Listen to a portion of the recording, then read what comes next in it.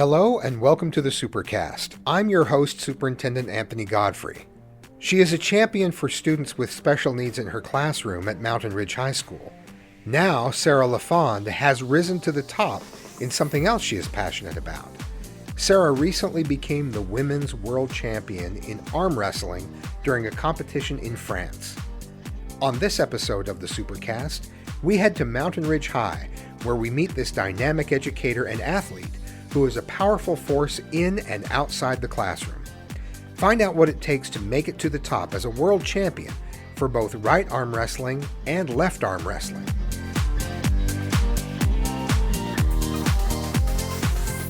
We're at Mountain Ridge High School with Sarah LaFond, world champion in left and right hand arm wrestling. Sarah, thanks for taking time to talk with us. Thank you for having me. When you're not arm wrestling, you're also a special education teacher here at Mountain Ridge. Tell us about your career. I've been teaching. This is my 6th year teaching. I've always done math resource secondary level. So I teach the kids with mild, moderate disabilities the high school math content. And what made you want to become a teacher? I'm dyslexic, had a hard time learning to read, and so I guess I saw the difference a good teacher could make and wanted to be that teacher for some kids. And you ended up with math as the focus. Yes, definitely have always preferred math to language arts. Okay, fair enough. Now, let's talk about arm wrestling. First of all, what got you into arm wrestling in the first place? Okay, so I've lifted a very long time. I started out lifting when I was a young teen with my dad and have lifted for most of my adult life, and it got to a point where I felt like I was strong enough and not doing anything with the strength that I was building, so I kind of started researching different options. My upper body's always been my strength, and so I thought breaking into arm wrestling would be easy. There was a local team, and so I just started going that was only about a year and a half ago, so I'm pretty new to it. So you've only done it for a year and a half and you're world champion. Yes. That feels pretty awesome, I'll bet. It's pretty good, yeah. So how did you find out there were teams to start with? My dad, really, he was like, oh, you should, because I was talking to him about different competitive outlets, and he was like, you should look into arm wrestling. So I Googled, found a Facebook group. Okay. Yeah, that was pretty much it. Are you generally a competitive person? I'm very competitive. Okay. Yeah. So you needed an outlet for that. Everything's a competition. Okay. Yeah. You knew you had to compete somehow, somewhere. Yes. Tell me about the equipment that if you walk into the club or the competition, what does the table look like? What does the equipment look like? I've pictured in the past someone, having to hold a post with one hand and then wrestle with the other. So will you describe that? Yeah. So you've got a table that's just, at least on me, just above hip height. There are certain requirements, but I actually don't know them off the top of my head. And then you've got these square pads that your elbow has to stay on at all times, so your elbow's always on the pad, and then you've got a peg off to the side that your other hand has to be on. So like the main rules, if you had to say what are the rules, is you have to have one foot on the ground and one hand on the peg, elbow on the pad, right? Okay. And then you're just trying to pin the other person. There's a pad just next to you that you're trying to pin their hand to. Okay. Yeah. So are you sometimes trying to pull people off of those rules to get them to break the rules, not necessarily just win, but disqualify them because they break the rules? So you can win based on elbow fouls, right? So if their elbow comes off the pad, they get an elbow foul, and if that happens twice, you win, right? So you can win with elbow fouls, and you can definitely do that. I mean, it takes a lot of lat strength, but it's a strategy to just elbow foul them out, right? You just pull them off the pad. So do you do research on people as they come into this and know, okay, this is a person where lats are a strength, and they may try to pull me off the pad? I'm going to be ready for that. Yeah, absolutely. Like you try to know your competition, right? And to see so there's different methods. The main two are top rolling and hooking, right? So you like to know if they're a top roller or a hooker and how you can combat that. So you go into it trying to know how they're going to attack you. Okay, now I instantly have to know what top rolling and hooking are. Of course, so tell right. me about that. Okay, so the top roll is what you would see in over the top, right? So you're kind of trying to pronate your hand and drag your elbow back to essentially attack their fingers and just win your hand strength. To attack their fingers. Yeah. Can you show me kind of what that would look like? Yes. So if I were to grip up with you, what I'm doing here is instead of just going sideways, I'm coming through here. Oh, so you're kind of pulling my arm and hand toward you. I see. And then a hook, I can see you've you done want that to go before. ahead and you're going to actually hook your wrists together, and then you're just trying to drive them that way. Okay. So they're almost opposite. Yeah. So you when you hook the hand again, because when you hook it, you're kind of pulling toward me a little bit, aren't you? Yes, and then I'm just going to drive my bone into your bone there. I right? can see that would be very effective. So, because they're opposites, you kind of have to think, what are they going to try to do? And if you're defending for one, you're actually opening yourself up to the other. Definitely. Yep. And you have to kind of know, because speed is huge. So if you're a top roller and they're a hooker, if you're faster than them, you'll probably beat them. But if you're not, a hook's going to beat a top roll, right? So how much of the competition is about matchup then? Is there, if you top roll and they hook, does that make that more difficult? Or it really, at that point, it's just going to depend usually on speed, right? Whoever called the hit, whoever hits first is probably going to win if you're going a top roll against a hook. So I have so many questions. So do you go fast and hard, or is that the Yes. strategy? Almost always, right? Okay. Unless you're significantly stronger than your opponent and you kind of just want to get a feel for them. Otherwise, you want to hit. So it's called the ready go, right? You can go as soon as they say go, right? But you don't want to. You get a warning if you go before the go. So ready go, you want to hit. You want to make sure you get the advantage, because as soon as someone's wrist breaks, not breaks, but just cracks, so to speak, that person's probably going to win. Right. So when the wrist gives, yeah, you've got them. then they're going to lose. Almost always. Almost always. I did that in the finals on left hand. I came back from from a bad wrist position and won, but it doesn't happen very often. Have you experienced injuries over the last year and a half as you've been arm wrestling, and what kind of injuries are possible? Okay, so I just have basic tendon pain, right? And that's super common. Just your elbow's not really meant to go that direction, right? Mm-hmm. It's a hinge joint, and you're trying to make it go Yeah. every which direction. So that's just Right. tendon pain. But that's just, if you just rest it, usually it gets better. And your tendons get better at enduring it, so I don't get a lot of pain anymore. But I've seen spiral fractures, right? So if you aren't good at you got to be careful, right? I've seen guys have, so that's just up here, and their humerus is just, they're pushing one way, the other person's pushing the other way, and their humerus just is a spiral fracture. So it just twists in the two different directions and snaps. Oh, wow. It's a loud noise. I'll bet it is. Yeah. Is that kind of a stubbornness, like it's not going your way, or does it just happen out of nowhere? No, if you're doing it right, it won't happen. So you have to just look at your hand. That's the first rule. You pretend there's a pencil from your thumb to your nose, and if you stay there, you're never going to get a spiral fracture. But if you let your shoulder get in front of your arm like that, then it can twist. Oh, So okay. if your technique's good, it shouldn't happen. So do those who are just starting out sometimes do that and Yes. pull their shoulder to try to get a little more leverage? Definitely, yeah. They think it's going to make them stronger. It gets you in a weaker position, but it's just natural to try to pull your whole body to try to win, So you just have to practice it. I feel like I do that with a golf swing. I do things that feel better, but actually make my swing worse. Yeah. Yep, we all do it. So do your students know about your arm wrestling, and does the faculty know? Yes, I'm somewhat prideful about it. I have my arm wrestling awards are displayed in my classroom, so my students know. It's a point of pride for me. Oh, that's fantastic. You should show it off, absolutely. I do, all the And time. what is their reaction? Well, when I get new students, they're always like, "What are those for?" And I say arm wrestling, and usually they don't believe me, right? And then I'm like, "No, go read them," and they say arm wrestling all over them, and then their immediate reaction is, "Will you arm wrestle me?" So.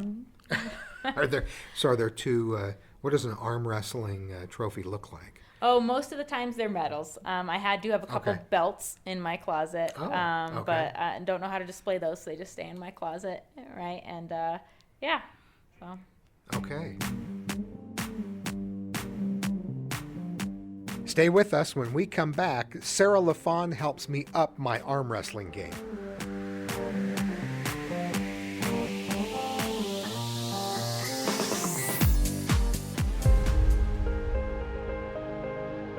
In Jordan School District, we like to support students in and outside the classroom, along with their families. That's where the Jordan Family Education Center comes in, offering support services and a wide variety of classes for students and their families free of charge. You can take a class called Blues Busters for children feeling sad or worried. Just Breathe is a class that helps students reduce stress. Or how about a class that supports parents in helping their children make and keep good friends? There are also support groups and free counseling, all provided by Jordan School District school psychologists and counselors. To find out how you can benefit from free family support services offered by the Jordan Family Education Center, call 801-565-7442 or visit guidance.jordandistrict.org. Tell me about coaching. Who's your coach? How does that work? Yeah. And what are some of the things you've learned from them that you can share? Don't share any secrets. Okay, yeah. So I kind of have three coaches, I would say. Bob Brown, he's really big in the arm wrestling community, trained for a very long time with Brezink, which is what Over the Top is based off of, right? He's like, Brezink's like the GOAT, right? So they're good friends. And so I train with Bob Brown, and he's really well known in the community. I train at his house. And then I have Craig Toulier, and he's now back in, I think, Louisiana. I can't remember. He was out here for a while, and he trained me. And also Luke Pulcher, and he's in Minnesota maybe. And so those are more like remote. They'll give me tips and stuff like that as they're watching live streams. They can text me and stuff like that. Bob I train with all the time. What percentage of success is based on strength versus technique? Right. I know it's 100% mental also. Right. Oh, there's lots. But I would say if I were to say a percentage, probably 30-70. 30 to strength and 70 to technique. Because if I think I'm, and not to be boastful, I think I'm stronger than most of my opponents, but my technique's not as good because I'm new, right? And so so they can sometimes beat me out in that way, right? So I think usually technique's going to win. If you're even in strength, the person with the tech, even if you're a little stronger than someone, but their technique is better, they'll probably beat you. But with your level of strength and the focus you've had on lifting for a long time, over time, you're going to continue to hone that technique. Yes. So you are going to get the full benefit of your strength at a certain point. Eventually, hopefully. They say usually kind of around 2 to 3 years is when you really kind of hit your stride. So we're getting closer. Wow. Yeah. That's fantastic. Now, let's talk specifically about the national competition. Where was this held, and how many rounds did it take to get to the finals? Okay, so Nationals was in Texas over the summer, Dallas, and I went there and I was uncontested, meaning there was no one else in my weight class, right? So it's a weight class sport, just like wrestling is. So I was 57 kilograms, which is around 125 pounds, and so there was just no one else in my weight class. It's a small sport, not a lot of women in it, and then, if you get down into the really finite weight categories, there wasn't anyone. So I was... by default, the state's 57 kilogram female arm wrestler, right? Yeah. And so then I went to this past September, end of September, beginning of October, was Worlds, and that was in Dieppe, France, which is like an hour outside of Normandy off the coast, super pretty area. Yeah. So went there, got to explore Paris a little bit, and then went down to Dieppe, and there we had... a more sizable pool of females, and so it's a double round elimination tournament, right? So if you lose twice, you're out. So left hand, I lost to the first girl. Her name was Fia. So I was on the B side of the bracket because I had lost once. Beat everybody else, so then you come back for finals, and she hasn't lost any. So in order to beat her, I have to beat her twice, right? Wow. Because she's beat me once, so I have to beat her twice to be better than her. So I came back, I beat her twice. That was left hand, and then right hand, I stayed on the A side of the bracket, so I didn't lose any. I was just won them all. So let's talk more about left hand. You have to come from the B bracket and come back and beat the person twice that you'd lost to. How many matches is that? And in what period of time are you doing that? So at Worlds, it was very fast just because they're efficient. They've got to get through a lot of people, right? And so I had to go and win 3 matches in between to get to her, which sounds like not much because they're so fast, but you'd be surprised by the adrenaline and how exhausted you are. And then sometimes it's an immediate turnaround. You do a pull, and then you're the next person up at the next one. So you get 1 minute. They give you a 60 do that seconds. With the same arm. No, It's it does not exhausting. sound easy at all. It's exhausting. It sounds absolutely draining. It is, and it can be frustrating. Sometimes, you go and you have a really big battle with someone, and then you're up next on the bracket again, and then you lose to someone who you might not have just because you're totally beat, right? So sometimes it's luck of the draw with the bracket. That's just how it goes. Right? And it's a little bit about how much energy you have to expend to get to the finals so that you're as fresh as possible against your most difficult opponent. Yes. Tell me about the right hand in this competition. Yep, right hand, I was able to, so I actually didn't go up against the girl who gave me more trouble left-handed. She elbow fouled out with one of her first opponents, and so she got eliminated before I ever pulled against her. So she was from Sweden, so left hand, the finals was against Sweden, and then right hand, my finals was against a woman from Poland. And she was a battle too, but I always felt in control of that one. The one left hand, I wasn't sure how it was going to go for me. I was surprised by the outcome. Right hand went a little bit smoother for me. I think just confidence was boosted maybe by left hand. Was able to keep my calm. So it was maybe good to do left hand first. Maybe, yeah. Which hand do you prefer? Usually I'm more confident left hand. Yeah. I'm right hand dominant, but my strength is pretty even, and most people are weaker left hand, so I just tend to perform a little bit better left. All right. But right went well, so I won't complain about it. That makes sense. Well, congratulations again. That's awesome. Let's talk about this video. This is your left hand video. Yeah, this is. Can we start this over? And this is Fia from Sweden. So she slips, right? Oh, okay. That was an intentional slip because I was in a winning position. So then our hands get strapped, right? If you slip, you get strapped, and then she beat me in the strap. Yeah. And this is just another girl from Sweden. So that was my first loss, my first pull. Then I beat this girl from Sweden. Is it harder when it's strapped? It depends. Some people are really good in the strap. I'm usually good in the strap, but I did not get it that time. So then here we come back. This is finals. We actually slipped and got into the strap. And so I beat her in the strap this first round. So now we're even. She's won one, I've won one. And I have to win one more to beat her. And so this is our last pull here. And you can see she definitely gets me it looks there. like she's got you. She's leaning way in. Mm-hmm. And like coming back from something like that, Right here, did you think you had a chance to come back? I didn't, but I just was going to give it my all the whole time. That's so cool. That is so cool.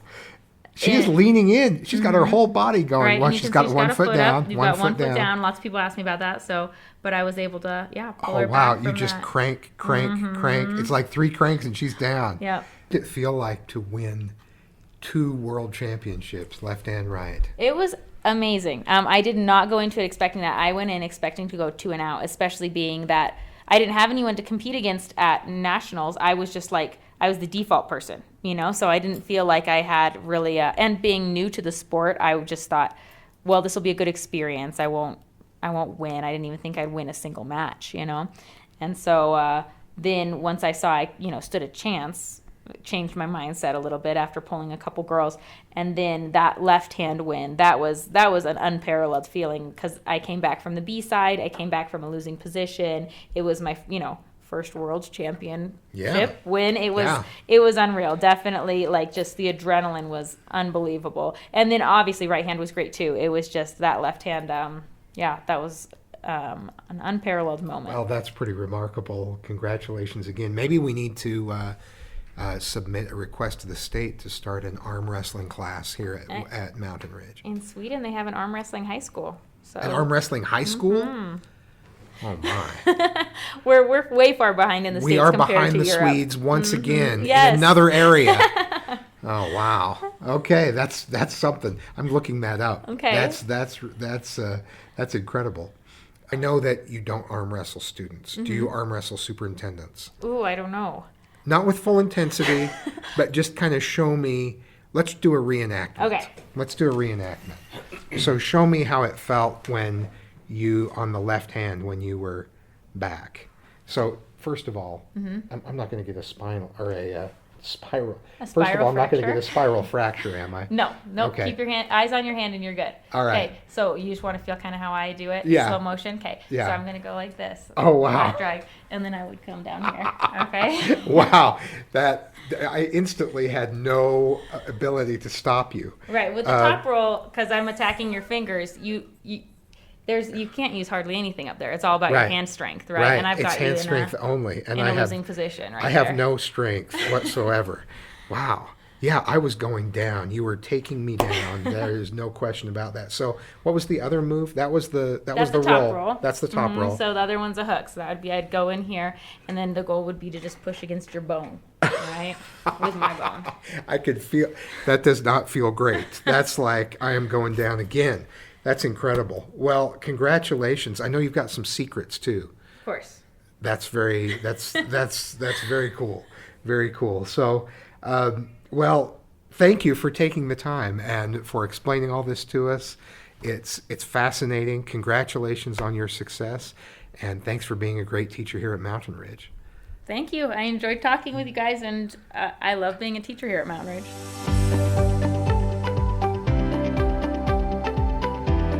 Thanks for joining us on another episode of the Supercast. Remember, education is the most important thing you'll do today. We'll see you out there.